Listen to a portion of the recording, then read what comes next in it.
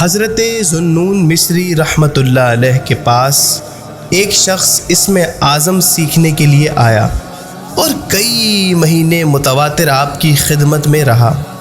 ایک روز حضرت ذوالنون کو قسم دے کر کہنے لگا، اب تو آپ مجھے اسم اعظم کی تعلیم دے دیجئے۔ آپ نے اسے ایک برتن جس کا منہ کپڑے سے ڈھکا ہوا تھا دے دیا اور فرمایا کہ اسے فلاں شخص کے پاس لے جاؤ۔ یہ شخص اسے لے کر چلا۔ راستے میں کچھ خیال جو آیا تو برتن کا منہ کھول دیا۔ منہ کھولتے ہی برتن میں سے ایک چوہا نکل کر بھاگا۔ یہ شخص غصے میں آ کر وہیں سے پلٹا اور حضرت ذوالنون مصری کے پاس پہنچ کر کہنے لگا، آپ مجھ سے دل لگی کرتے ہیں، مذاق کرتے ہیں، کھیل تماشا لگاتے ہیں۔